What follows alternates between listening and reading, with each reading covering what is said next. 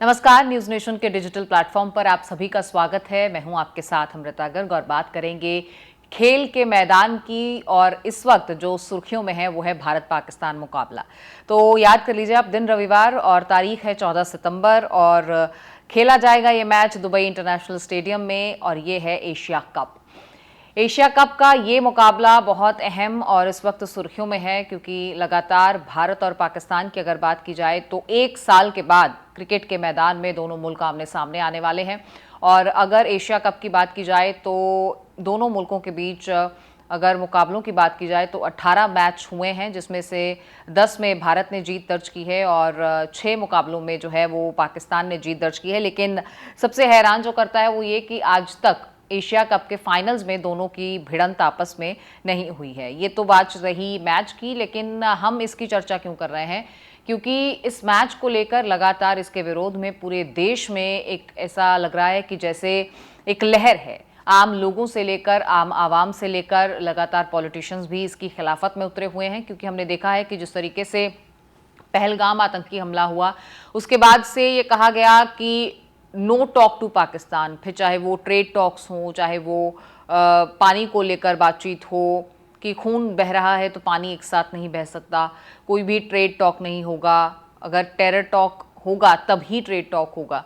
यानी अगर आतंकवाद के मुद्दे पर बातचीत होगी, इसका हल होगा, उसके बाद ही आगे किसी मुद्दे पर बातचीत हो सकती है। और यही नतीजा है कि अब तक कोई भी ऐसा मुकाबला नहीं हुआ है। क्रिकेट के मैदान में भी हमने देखा कि दोनों टीम्स अब तक आमने सामने नहीं आई। अब एक साल बाद जो है वो ये एशिया कप में जो है दोनों टीम्स जो है वो सामने आने वाली हैं। एशिया कप 2025 का ये मुकाबला जहां खेल प्रेमियों के लिए बेहद अहम है, और वहीं अगर क्रिकेट की बात की जाए तो जाहिर है कि भारत पाकिस्तान का मुकाबला उत्सुकता वाला होता है। और इसके साथ एक ये कहा जा सकता है कि देश प्रेम की भावना से ओतप्रोत इस मैच को खेला जाता है और दोनों ही देशों की तरफ से इस तरीके की भावना होती है।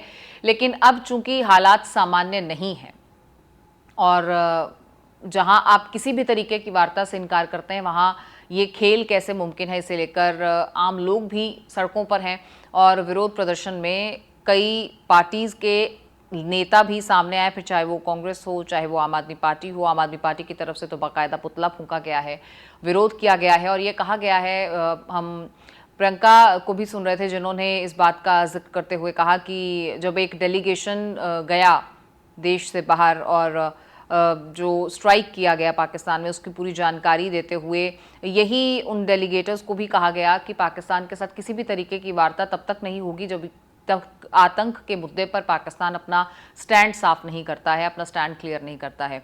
और अब चूंकि इस पूरे मामले को लेकर बयानबाजी हो रही है, लगातार दिग्गज सामने आ रहे हैं इस पूरे मामले में, जो है आम आदमी पार्टी हो, शिवसेना हो, वहीं नेशनल कॉन्फ्रेंस के नेता हों, सब आगे आकर बात कर रहे हैं और लगातार इस मैच की खिलाफत ही हो रही है।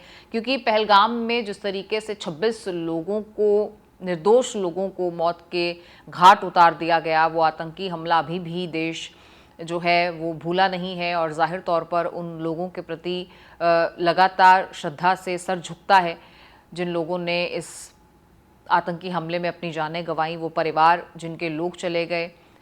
और अब चूंकि इस मैच को लेकर बातचीत हो रही है तो लगातार इसकी खिलाफत में अलग अलग नेताओं की तरफ से जो है वो टिप्पणी आ रही है। इसमें आम आदमी पार्टी का, जैसे मैंने आपको बताया कि आम आदमी पार्टी की तरफ से पुतला फूंका गया।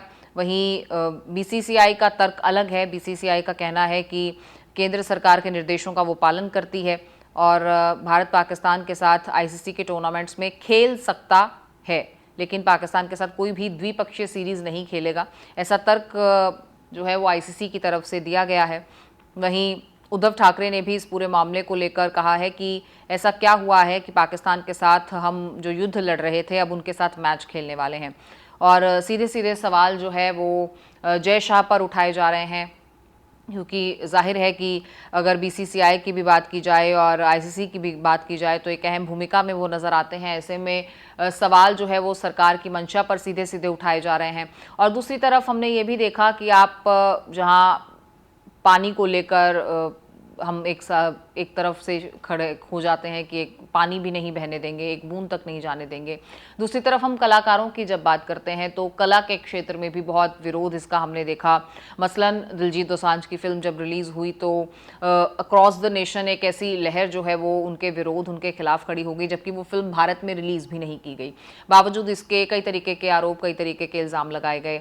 और अब चूंकि मामला क्रिकेट का है और अर्निंग्स का है तो इसे लेकर अब जो विपक्ष है वो लगातार सवाल उठा रहा है। जो पंजाब के मुख्यमंत्री ने भी खासतौर पर दिलजीत दोसांझ की फिल्म का जिक्र करते हुए कहा कि अब क्यों इस पूरे मामले को लेकर जो है वो सवाल नहीं उठाए जा रहे हैं। दिलजीत दोसांझ पर, उनकी फिल्म पर रोक लगाई गई और इस तरीके के तमाम सवाल उठाए गए, लेकिन अब आईसीसी और बीसीसीआई को कोई और देख रहा है तो ये सब सही हो गया है, इसे लेकर सवाल उठ रहे हैं। वहीं उमर अब्दुल्ला ने भी कहा है कि इसका जो सीधा असर हुआ है, जो सीधा शिकार हुआ है, उन्हीं का राज्य हुआ है।